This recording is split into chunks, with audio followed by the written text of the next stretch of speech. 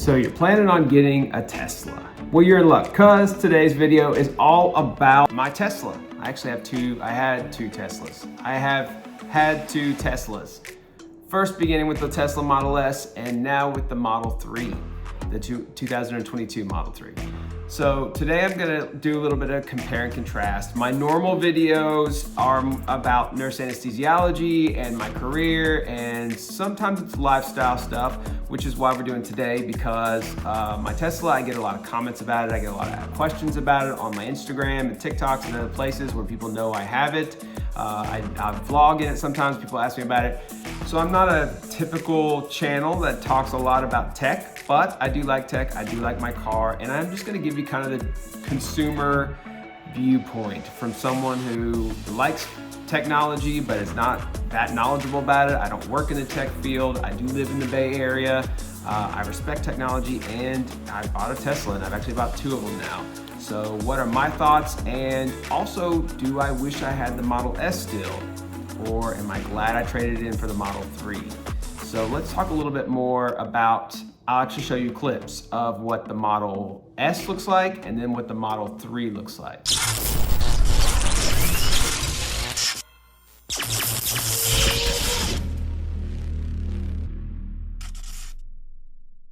All right, let's start our tour here at an iconic location, the Tesla charger. Why not? Here's my Tesla Model S. I'm about to take it in to trade in for the Model 3. So let's look at the interior real quick, or exterior. Let's look at the exterior real quick, and then we'll do the interior. So this is like the front appearance of the car. I really like the Model S's kind of sleek way that it sits lower to the ground. It has more kind of agile appearance. And as you come along the sides, you'll notice that these door handles are different from the Model 3. And I did used to like this a lot, how these door handles are like solid metal and have a real premium feel to it. And they actually go in and out of the car. And I'll show you with my keys real quick if I can do that. I'll shut the doors with my keys. See, they fold in, and so do these fold in. So then when I hit this again, or if I just walk up to the car, they extend. It senses this key fob and it knows I'm near the door, so it extends. So the doors are like that, but you'll notice the 3 in the S is different towards the styling on the back end too. And of course the wheels are nice too. I don't know what size these wheels are, but they're pretty nice.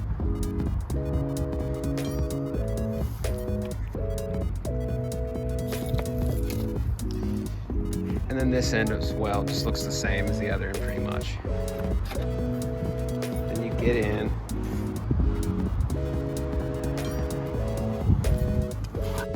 So as you can see, the inside interiors here, very sleek, clean. They're kind of, I don't know, silver polished. Feels luxurious on the inside of the Model S. That's something that you really notice with the styling and the way that they do their accents on the inside. I like how it has 2 panels here that slide forward and backwards like that, covering up the cup holders, or depending on the way you like your armrest to be. You've just got this big open space in between the 2 main seats where you just put stuff. So storage is a little more problematic in the Model S.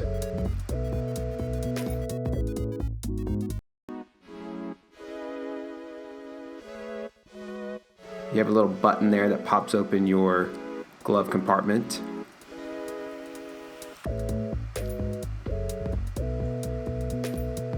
And there are no sunroofs for the Model 3s, whereas there are for the Model S's, and that's something I really enjoy. I like having a sunroof, and I do miss that part of my Model S. The back seat on the Model S is pretty large. It's long, it's kind of luxurious, the seats are very heavily cushioned, they're very comfortable. And I'm showing you there with the front seat sitting all the way back, like the way I usually use it. An adult man 6'1" like me can pretty much still sit back there a little awkwardly, but then with the other seat sitting, the co-pilot seat a little bit up, like a normal person would sit in it, a 6-foot tall man can easily sit in the back seat.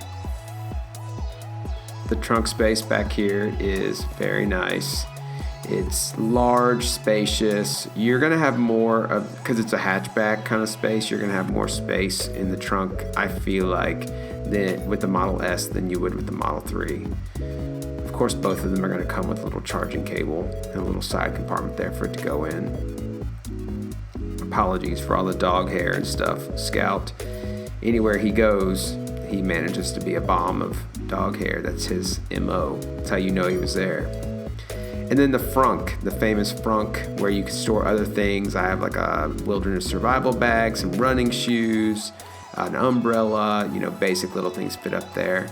And then the interior dash on the Model S is going to be different from the Model 3. It's going to be in the dash, and it's going to be vertical like this, whereas the Model 3 is going to be horizontal. This is a 2015 screen, so you'll notice it's a little more laggy, not as good of a screen resolution as the 2022 Model 3 we'll see in a moment. Here I'm just playing with a bunch of different features, which honestly, Tesla owners, most of us, there's tons of buttons on there we don't even understand and know what to do with.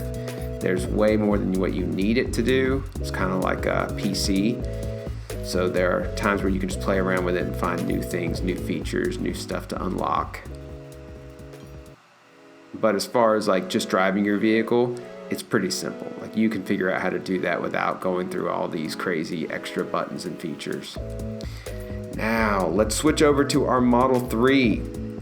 This was like 2 weeks after I had it. Still kind of shiny and new. I still try and keep it clean, but when you get a new car, everything's always shinier. So the interior, I got white leather, which is an upgrade. I think it's $2,000 extra to do the white leather versus the like a dark color that you would have. And I find it's just much more minimal. The Model 3, it's smaller, it's a little more compact, it's more minimalistic, which I find reminds me of more modern, kind of futuristic looking car. You don't have any sunroofs in the Model 3s. It's all just like one big long stretch of a glass moonroof, which is pretty, but I do miss a sunroof. The insides are very comfortable. The chairs are comfortable. It's not as bolstered up as the Model S, but it's still more bolstered up and comfy than your typical vehicle would be. I like the storage compartments on the Model 3 much better. It makes more sense. It's more hidden away. It's more streamlined. You can put stuff over there, close it behind it. I really love how you have your iPhone or your cell phone iPad chargers right there. So you pretty much just set your phone right there. It holds it up and it actually wirelessly charges it if your phone has the capacity to do that. There's more storage over here, also kind of hidden away. And then of course an armrest holder. It's not as mobile as the Model 3s. It's more just sitting there. And then here's your horizontal screen. It's going to be more high def. It's going to be quicker to react. It just looks like a brand new computer type screen rather than an older one. You have a lot more camera features with this new Model 3 because there's cameras all around it, whereas the older Model S's used like a sonar technology. They had some cameras, but they also had some sonar technology. I find there's a lot of similar apps, and the general interface that you're going to use is going to be very similar between the Model S and the Model 3.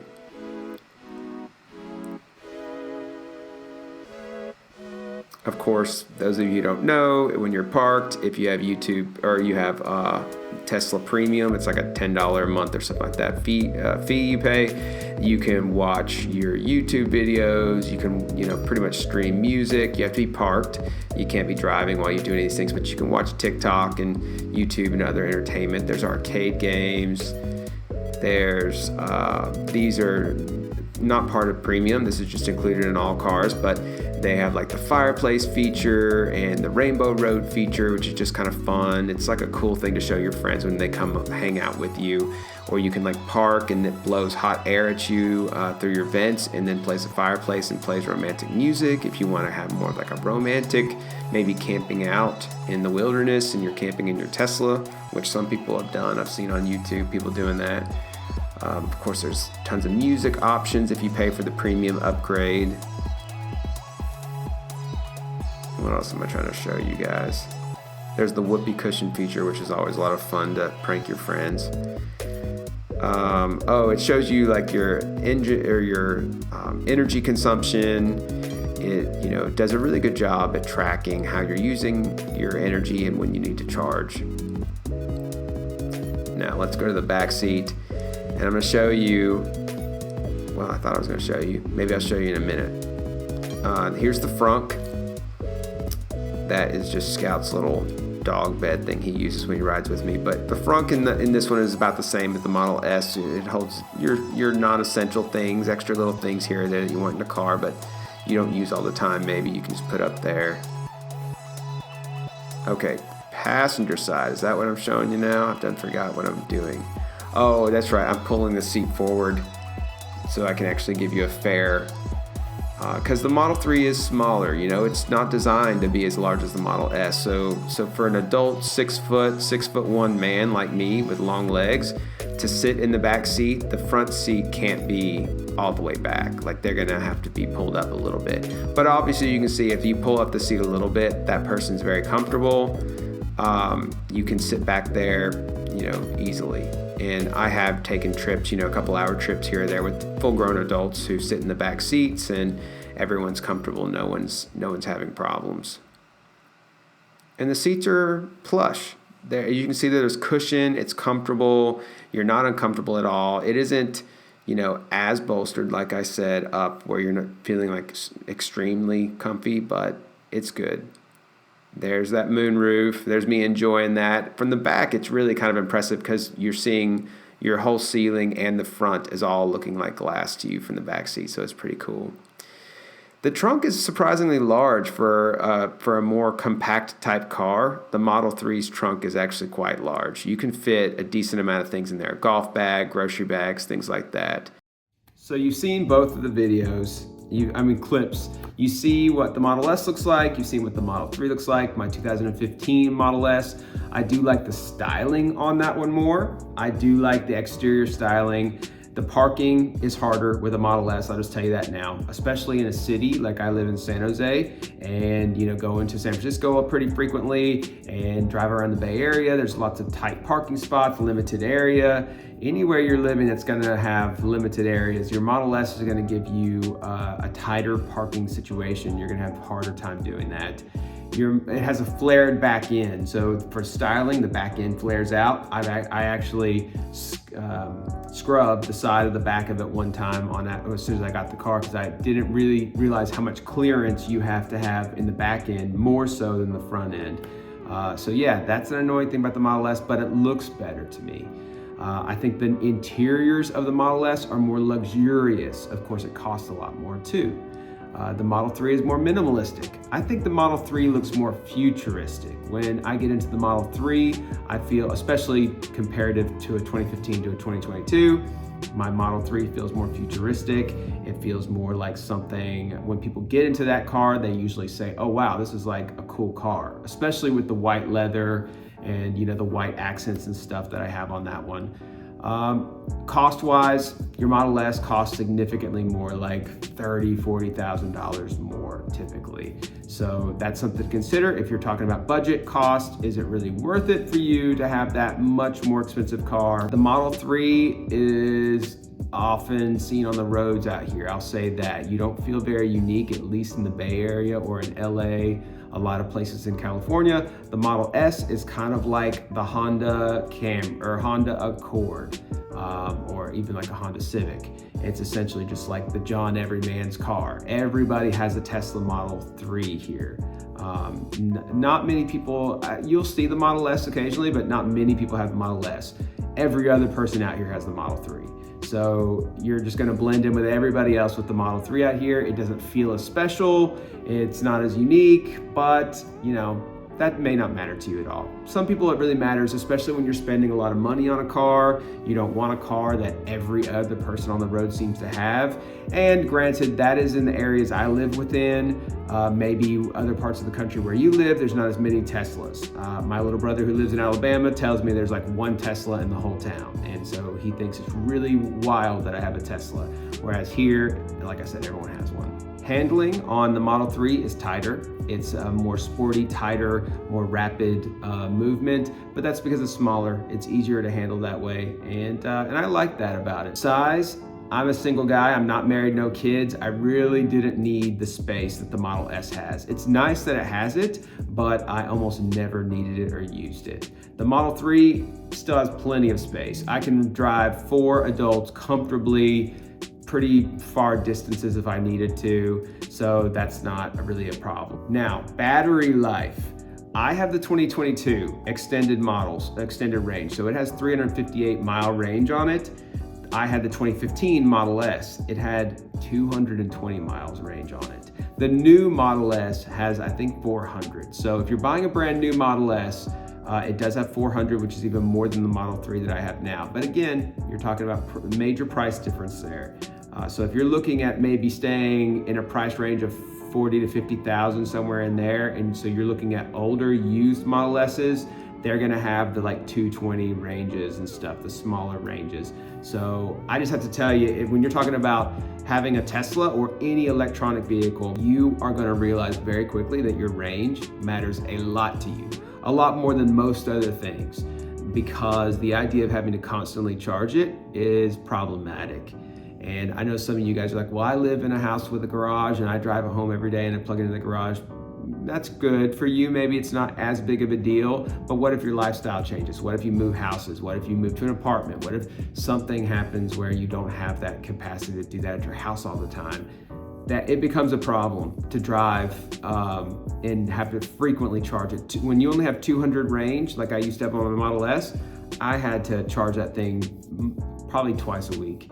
And when you're having to do it twice a week and you don't live in a home where you can just easily plug it in all the time, like I live in a condo apartment building, you're not gonna enjoy that. So I'm just gonna tell you, you're gonna quickly get frustrated and you're quickly gonna say, this is not worth it to me, I need more range. 350 miles, perfect. That gets me every week, even if I drive long distances that week or commute farther away for some reason, I'm pretty much never gonna use that many miles in 1 week, unless I'm trying to do some kind of road trip or whatever, and 350 miles is gonna get you pretty far in a road trip. And most chargers are gonna be spaced within there, so you're gonna be able to stop off and charge. Overall, I prefer my Tesla Model 3. If I was to upgrade and buy something again in the future and maybe Model S's were not priced at like $90,000, I would maybe consider upgrading to a Model S at some point in the future, but not for $90,000 anytime I can see. Even if I have the money to spend, I find it irresponsible.